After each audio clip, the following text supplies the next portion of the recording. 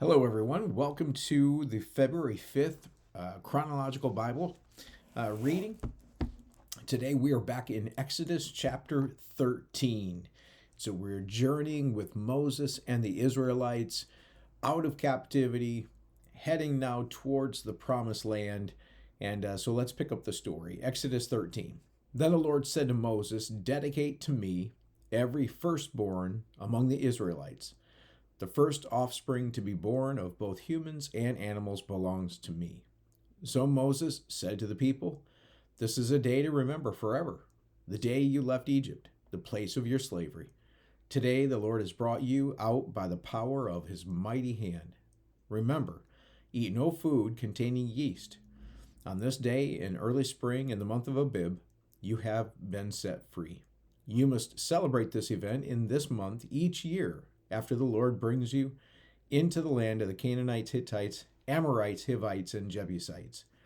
He swore to your ancestors that he would give you this land, a land flowing with milk and honey. For 7 days the bread you eat must be made without yeast.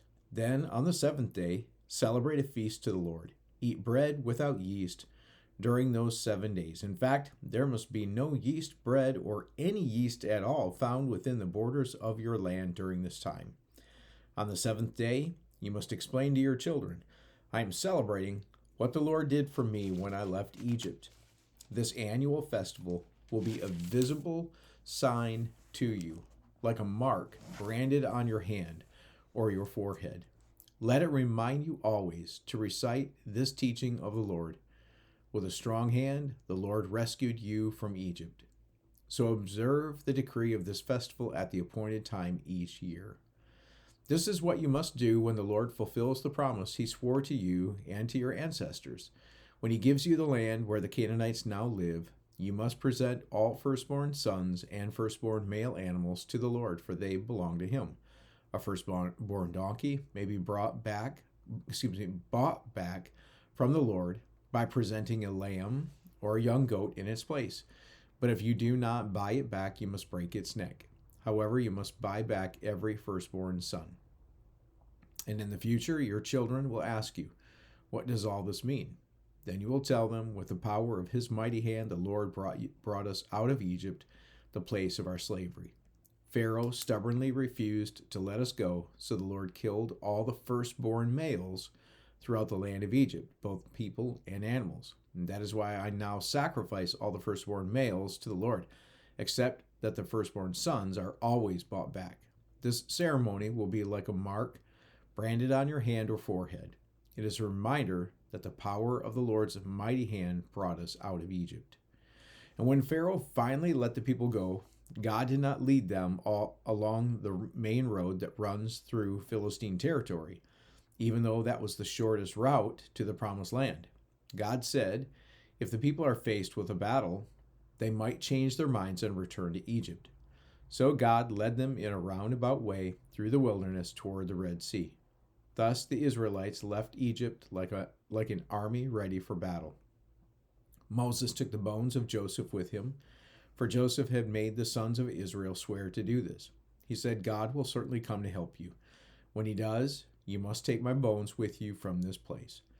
The Israelites left Succoth and camped at Etham on the edge of the wilderness. The Lord went ahead of them, and he guided them during the day with a pillar of cloud, and he provided light at night with a pillar of fire. And this allowed them to travel by day or by night. And the Lord did not remove the pillar of cloud or pillar of fire from its place in front of the people. Then the Lord gave these instructions to Moses. Order the Israelites to turn back and camp by Pi-hahiroth, between Migdol and the sea. Camp there along the shore across from Baal-zephon. Then Pharaoh will think the Israelites are confused. They are trapped in the wilderness, and once again I will harden Pharaoh's heart, and he will chase after you. I have planned this in order to display my glory through Pharaoh and his whole army. After this, the Egyptians will know that I am the Lord. So the Israelites camped there as they were told. When word reached the king of Egypt that the Israelites had fled, Pharaoh and his officials changed their minds. What have we done letting all those Israelite slaves get away? They asked. So Pharaoh harnessed his chariot and called up his troops. He took with him 600 of Egypt's best chariots, along with the rest of the chariots of Egypt, each with its commander. And the Lord hardened the heart of Pharaoh, the king of Egypt, so he chased after the people of Israel who had left with fists raised in defiance. The Egyptians chased after them with all the Pharaoh's forces in Pharaoh's army, all his horses and chariots, his charioteers, and his troops. The Egyptians caught up with the people of Israel as they were camped beside the shore near Pi-hahiroth, across from Baal-zephon. As Pharaoh approached, the people of Israel looked up and panicked when they saw the Egyptians overtaking them. They cried out to the Lord, and they said to Moses, "Why did you bring us out here to die in the wilderness? Weren't there enough graves for us in Egypt? What have you done to us? Why did you make us leave Egypt? Didn't we tell you this would happen while we were still in Egypt? We said, 'Leave us alone. Let us be slaves to the Egyptians. It is better to be a slave in Egypt than a corpse in the wilderness.'" But Moses told the people, "Don't be afraid. Just stand still and watch the Lord rescue you today. The Egyptians you see today will never be seen again. The Lord himself will fight for you. Just stay calm." Then the Lord said to Moses, "Why are you crying out to me? Tell the people to get moving. Pick up your staff and raise your hand over the sea. Divide the water so the Israelites can walk through the middle of the sea on dry ground. And I will harden the hearts of the Egyptians, and they will charge in after the Israelites. My great glory will be displayed through Pharaoh and his troops, his chariots, and his charioteers. When my glory is displayed through them, all Egypt will see my glory and know that I am the Lord God." Then the angel of God, who had been leading the people of Israel, moved to the rear of the camp. The pillar of cloud also moved from the front and stood behind them. The cloud settled between the Egyptian and Israelite camps. As darkness fell, the cloud turned to fire, lighting up the night. But the Egyptians and Israelites did not approach each other all night. Then Moses raised his hand over the sea, and the Lord opened a path through the water with a strong east wind. The wind blew all that night, turning the seabed into dry land. So the people of Israel walked through the middle of the sea on dry ground with walls of water on each side. Then the Egyptians, all of Pharaoh's horses, chariots, and charioteers, chased them into the middle of the sea. But just before dawn, the Lord looked down on the Egyptian army from the pillar of fire and cloud, and he threw their forces into total confusion. He twisted their chariot wheels, making their chariots difficult to drive. "Let's get out of here, away from these Israelites," the Egyptians shouted. "The Lord is fighting for them against Egypt." When all the Israelites had reached the other side, the Lord said to Moses, "Raise your hand over the sea again. Then the waters will rush back and cover the Egyptians and their chariots and charioteers." So as the sun began to rise, Moses raised his hand over the sea, and the water rushed back into its usual place. The Egyptians tried to escape, but the Lord swept them into the sea. Then the waters returned and covered all the chariots and charioteers, the entire army of Pharaoh. Of all the Egyptians who had chased the Israelites into the sea, not a single one survived. But the people of Israel had walked through the middle of the sea on dry ground, as the water stood up like a wall on both sides. That is how the Lord rescued Israel from the hand of the Egyptians that day. And the Israelites saw the bodies of the Egyptians washed up on the seashore. When the people of Israel saw the mighty power that the Lord had unleashed against the Egyptians, they were filled with awe before him. They put their faith in the Lord and in his servant Moses. Exodus 15, a song of deliverance. And then Moses and the people of Israel sang this song to the Lord. "I will sing to the Lord, for he has triumphed gloriously. He has hurled both horse and rider into the sea. The Lord is my strength and my song. He has given me victory. This is my God, and I will praise him, my father's God, and I will exalt him. The Lord is a warrior. Yahweh is his name. Pharaoh's chariots and army he has hurled into the sea. The finest of Pharaoh's officers are drowned in the Red Sea. The deep waters gushed over them. They sank to the bottom like a stone. Your right hand, O Lord, is glorious in power. Your right hand, O Lord, smashes the enemy. In the greatness of your majesty, you overthrow those who rise against you. You unleash your blazing fury. It consumes them like straw. At the last of your breath, the waters piled up. At the blast of your breath, the waters piled up.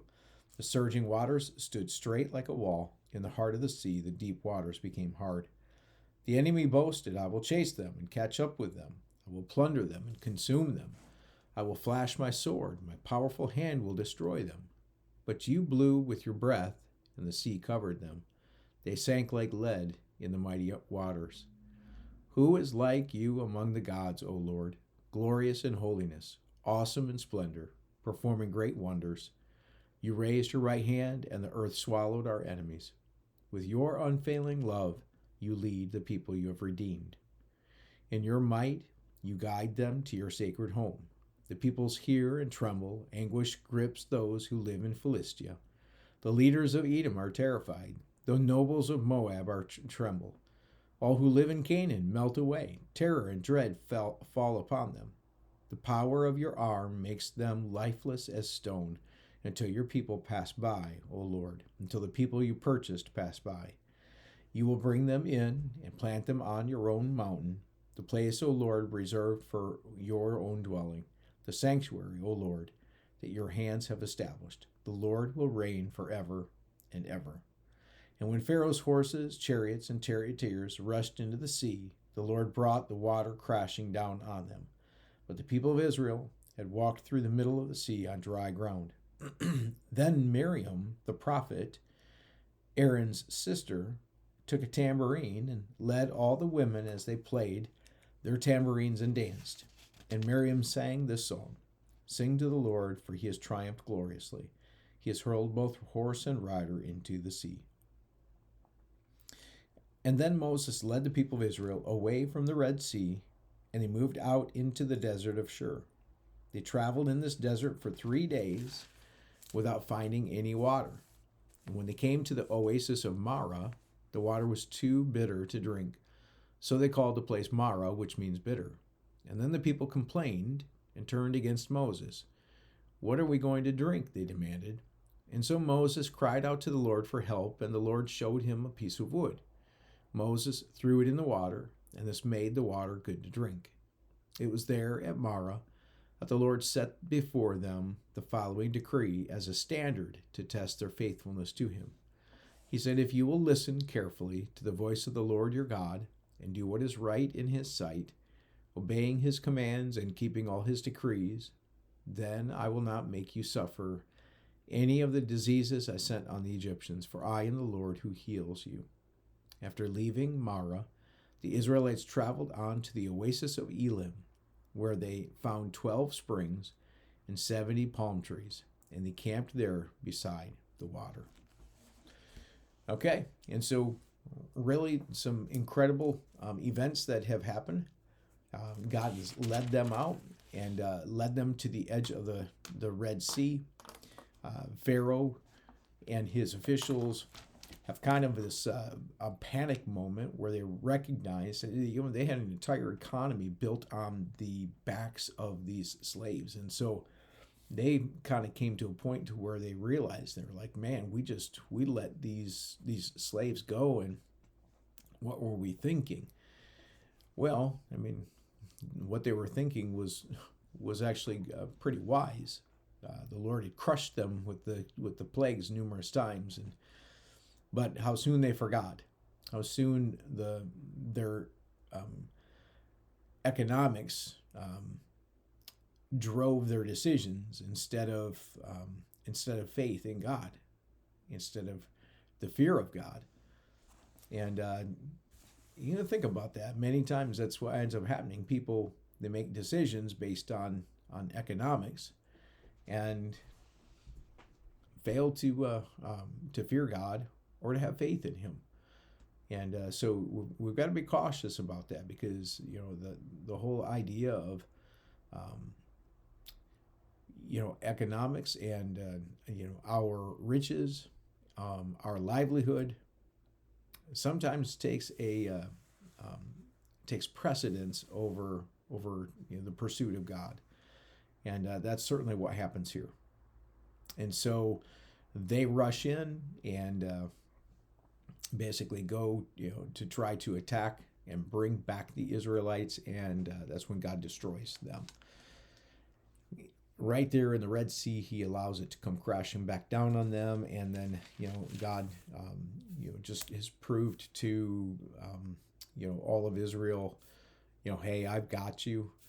And yet it's interesting, isn't it, how quickly again they forget, because God has saved them, brought the plagues, saved them in the Red Sea, gets them to the other side. They're 3 days without water, and they begin to complain against Moses and say, why did you bring us out here to die? As though God's going to bring them out there to die. Again, it's a lack of faith that surely if the Lord has led them all this way, led them and delivered them out of Pharaoh's grip, would you not have the posture and the belief, well, God's going to take care of me? And I think that's such a good lesson for us, right?